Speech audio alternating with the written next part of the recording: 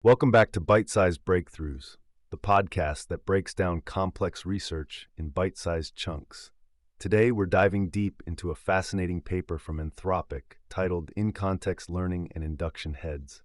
Joining me is Dr. Paige Turner, lead researcher on this project, and Professor Wide Spectrum, a leading expert in AI safety and interpretability. Paige, welcome. Can you start by giving us some background on this research and why it's so important? Thanks, Alex.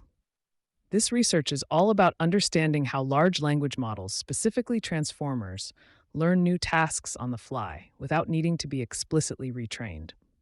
It's a phenomenon called in-context learning, and it's become increasingly important as these models become more powerful and are used in real-world applications. So, in-context learning is like a language model's ability to adapt to new situations based on what it's just seen, right? Exactly. Think of it as the ability to learn from the immediate context without needing to update the model's underlying parameters. It's kind of like a human understanding a new task based on a few examples. That's really cool. But how does this relate to the induction heads mentioned in the title? That's where things get interesting. Induction heads are a specific type of attention mechanism within transformers. They are circuits, essentially, that help the model find patterns and complete sequences based on previous occurrences. It's like a miniature algorithm within the larger model. Can you explain that a bit further? What exactly are attention heads? Sure. Imagine you're reading a sentence and you want to understand the meaning of a particular word. You might look back at the previous words in the sentence to understand the context. That's essentially what attention heads do within a transformer model. They allow the model to focus on specific parts of the input sequence, in this case, previous tokens, to better understand the current token and make predictions. So, induction heads are specific attention heads that are particularly good at finding patterns and completing sequences. That's right. They essentially use this prefix matching behavior to look for instances of a current token in the sequence and then copy what came after it.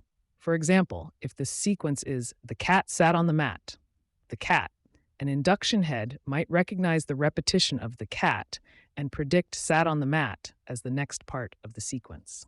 Okay, that makes sense. But the paper goes beyond this simple pattern copying behavior, right? It suggests that induction heads play a crucial role in more complex in-context learning. Absolutely. That's the big innovation here. The authors found that the formation of these induction heads is strongly correlated with a dramatic improvement in in-context learning abilities. They actually observed a phase change during training, where in-context learning significantly improved, coinciding with the emergence of these induction heads. That's a huge finding, Paige. It suggests that these relatively simple circuits, induction heads, might be the driving force behind this complex phenomenon of in-context learning. Exactly. And it's not just a correlation. They did some fascinating experiments, like changing the model architecture to make induction heads easier to form. The result was that in-context learning emerged in models that previously couldn't do it. And it even happened earlier in models that already had some in-context learning ability. Wow, that's quite a strong argument for a causal link between induction heads and in-context learning. Yes. And they even went further, directly removing these induction heads from smaller models and observing what happened. Removing them resulted in a significant decrease in the model's ability to perform in-context learning. So the evidence is pretty compelling that induction heads are at least a major part of the story, especially in smaller models. This is all very interesting, Paige. But before we delve deeper into the results, I think it's important to step back and hear Professor Spectrum's perspective on this research and its broader context. Professor Spectrum, what's your take on this work?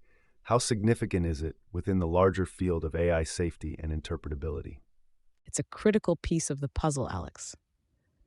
This research is significant because it pushes us further towards understanding the internal workings of these powerful language models.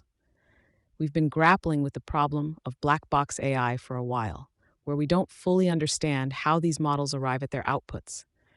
This research is a step towards opening up that black box, allowing us to see the mechanics of how these models learn and adapt.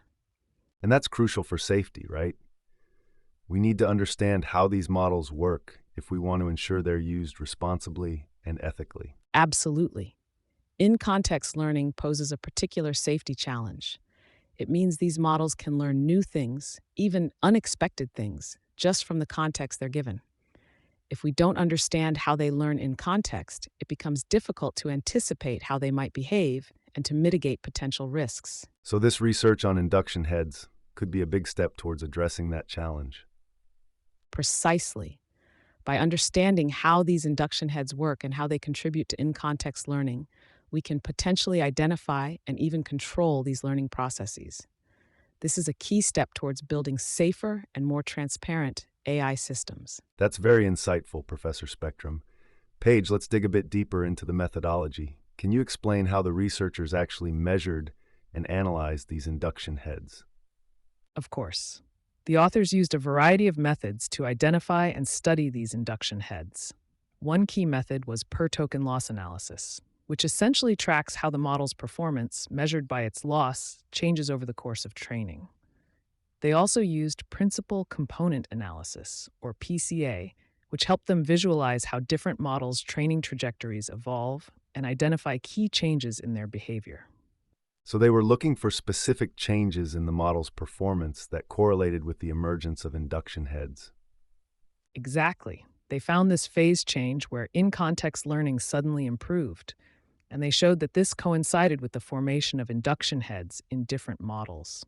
It's really quite striking how consistent this pattern was across different model sizes and architectures. Professor Spectrum, can you comment on the methods used in this paper compared to existing approaches in AI interpretability? This paper takes a different approach compared to many existing methods. Many interpretability approaches focus on analyzing the model's predictions or its overall behavior. But this paper dives deeper, looking at the internal mechanisms of the model, specifically the attention circuits.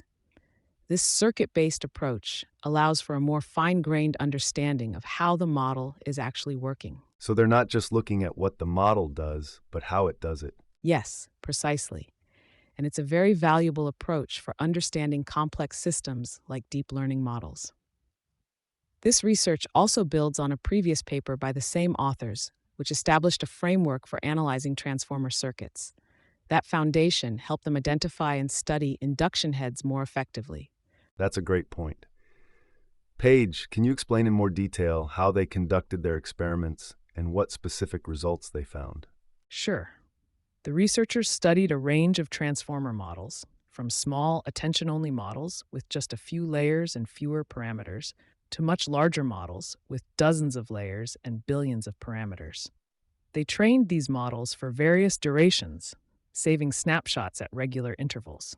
This allowed them to track the model's behavior over time and identify the phase change where in-context learning emerged. So they basically tracked how the model's performance changed during training. Yes, and they looked for specific correlations.